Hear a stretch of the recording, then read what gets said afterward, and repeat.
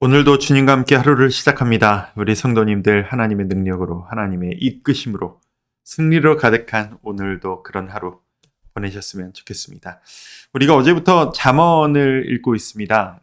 잠언을 처음 읽으시는 여러분들의 그 심정은 어떠셨는지 모르겠습니다. 오랜만에 또 다른 종류의 잠언이라고 하는 또 시편이 아닌 새로운 형식의 성경을 읽으시니까 좀 새롭지 않으시던가요? 사람이 역시 좀 뭔가 변화가 적당히 가끔씩 필요하구나, 정기적으로 변화가 필요하구나, 라는 생각들을 저는 솔직히 좋아합니다. 그래서 오랜만에 시편을 뚫고 나와서 새로운 형식의 다른 성경을 읽으니까 저는 참 좋더라고요. 여러분들도 그러실 수 있었으면 좋겠습니다. 하루하루 이 지혜의 말씀인 잠언을 읽으시면서 여러분이 지혜 가운데 거하셨으면 좋겠고 우리 가족들도 그렇게 거할 수 있었으면 좋겠습니다. 오늘은 4장에서 6장까지 말씀을 함께 보시게 됩니다. 그 중에서 매일 새벽마다 오늘 기도할 수 있는 기도 제목거리들을 하나씩 짚어드리고 있으니까요. 그 기도거리를 전해드리면 그걸 가지고 또 이후에 기도 시간으로 개인 기도 시간으로 들어가시고 그리고 그 외의 말씀을 여러분이 읽으시면서 직접 또 얻으셨던 은혜, 도전이 있으셨다면 제가 나눈 이야기 외에 다른 것으로도 더 깊이 들어가시는 그런 은혜가 각 가정들마다 있으셨으면 좋겠습니다. 오늘은 4장에서 여러분들에게 좀 말씀을 나누고 싶습니다. 잠언이 지혜에 대한 이야기이다 보니까 구조상 부모가 자녀에게 전하는 권면, 이런 형식들이 자주 등장을 합니다. 여러분 자녀가 있으신 부모님들도 그러시고 여러분이 자녀이신 청년들이나 그런 분들도 마찬가지겠고 부모 자식 간에는 항상 권면 그리고 깨달음, 배움이라고 하는 구조가 되게 자연스럽습니다. 근데 그것이 때로 지나치면 그게 잔소리로 변질이 되기도 하고 사랑으로 부모님이 얘기를 해주시는데 자녀들은 그걸 듣기 싫어하기도 하고 이것이 우리의 현실입니다. 그런데 그럼에도 불구하고 부모님으로부터 자녀들은 많은 것들을 배웁니다. 그리고 부모의 연약함을 보고 배우기도 하지만 그것을 딛고 일어서서 부모보다 더 뛰어난 하나님 앞에 아름다운 자녀가 되는 것이 모든 부모들의 아름다운 기도 제목이자 꿈이기도 합니다. 오늘 본문을 통해서 저는 여러분들께 이런 기도 제목을 드리고 싶습니다. 자녀의 지혜로움을 위해 기도하십시오. 오늘 본문이 바로 그런 것들을 이야기하고 있습니다. 한번 읽어볼까요? 1절에서 4절입니다. 4장. 자, 아들들아 아비의 훈계를 들으며 명철을 얻기에 주의하라. 내가 선한 도리를 너희에게 전하노니 내 법을 떠나지 말라. 나도 내 아버지에게 아들이었으며 내 어머니 보기에 유약한 외아들이었노라. 아버지가 내게 가르쳐 이르기를 내 말을 내 마음에 두라. 내 명령을 지키라. 그리하면 살리라. 나도 이렇게 교훈을 들으며 때로는 잔소리를 들으며 컸다라는 이야기 아니겠습니까? 근데 내가 부모가 되어보니 내 아들아 나도 너에게 이 이야기를 전해주고 싶구나. 이 아비의 훈계를 좀 들어라. 너를 위해서 진심으로 하는 말이란다. 네가 젊을 때는 네가 어릴 때는 부모의 이 마음을 이해하지 못하고 때로는 왜곡하고 답답하게 여길지 모르겠지만 인생을 살면 살수록 이 엄마가 이 아빠가 왜 이런 말을 하는지 알게 될 것이다. 그런 마음이 담겨 있는 이야기 아니겠습니까? 자, 이 성경에 쓰여진 그 고귀한 의도와 우리의 현실 가운데서의 간극이란 건 사실 분명히 존재합니다. 부모의 말이 항상 맞느냐? 사실 그건 아닙니다. 제가 부모가 되어보니 알겠습니다. 부족한 말을, 부족한 권면을 때로는 나의 상처와 나의 아픔을 자녀에게 전달할 때도 있습니다.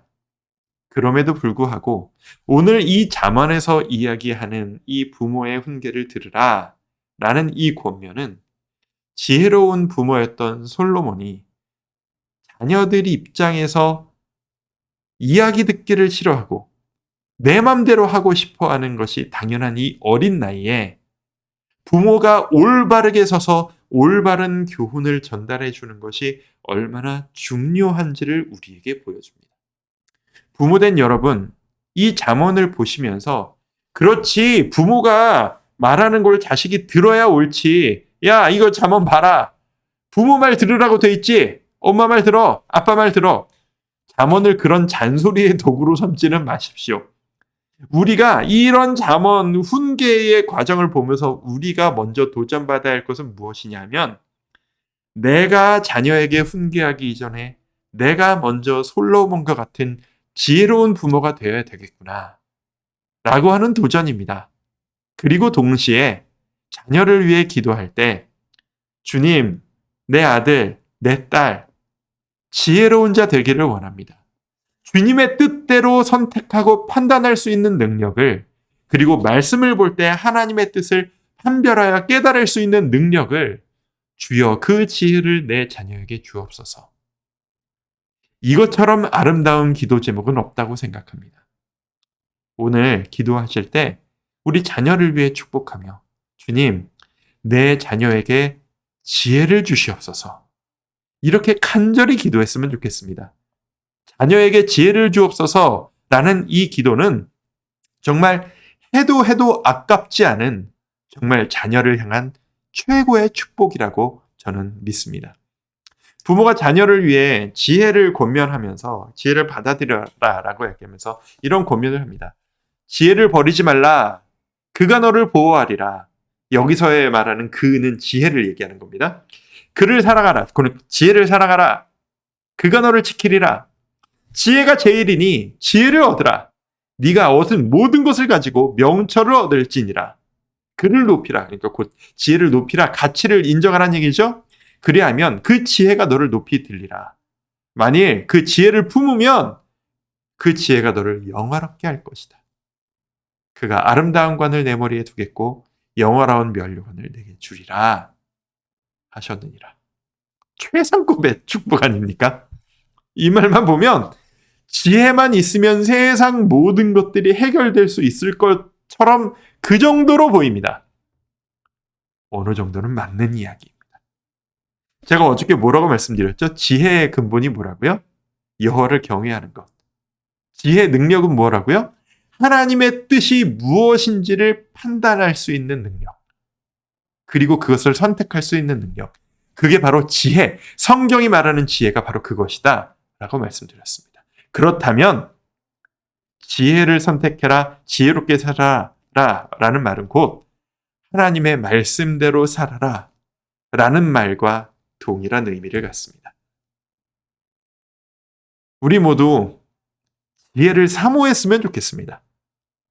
부모 되신 성도님들, 자녀를 위해 축복하실 때 그 무엇보다도 주여 내 아들, 딸이 지혜를 갖기를 소망합니다. 내 아들, 딸에게 지혜를 주옵소서 라고 축복하며 한없이 축복하며 기도해 주십시오. 자녀된 여러분, 여러분이 지혜롭기를 구함과 동시에 여러분의 부모님들을 축복하시며 우리 부모님들이 노년까지 정말 하나님의 지혜 가운데 거할 수 있기를 주여 돌보아 주시옵소서. 부모가 자식을, 자식이 부모를 서로 지혜를 축복하며 기도할 때 우리는 정말 하나님이 기뻐하시는 아름다운 가족이 될 것이라 믿습니다. 오늘은 지혜를 구하며 축복하며 그런 우리 가족이 되기를 소망하며 함께 기도의 자리에 나아가는, 그리고 그렇게 지혜롭게 하루하루를 살아가는 여러분들, 우리 성도님들 되시기를 주님의 이름으로 축원드립니다. 이렇게 기도하시죠. 주님, 지혜를 구합니다. 아버지, 우리 아들, 딸들에게 지혜를 한없이 부어주시길 원합니다. 솔로몬에게 주셨던 그 지혜의 능력을 우리 자녀들에게 가득 부어주시길 원합니다. 주님, 우리 부모님들에게 노년에 이르시기까지 정말 하나님의 지혜로 날로 지혜로워지시는 우리 어른들이 되실 수 있도록 주여 복 내려 주시기를 소망합니다. 우리 가족들이 내 생각과 내 경험과 내 명철을 의지하는 것이 아니라 오직 하나님의 뜻, 하나님의 지혜를 구하며 그렇게 나아갈 때 자녀가 부모를 공경하고 부모가 자녀를 축복하며 함께 지혜롭게 살아나가는 그런 아름다운 주와 함께 교회 가족들이 될 수 있도록 이끌어 주시옵소서. 하나님께서 지혜로 가득 채워주시기를 간절히 소망하오며 예수님의 이름으로 기도드립니다.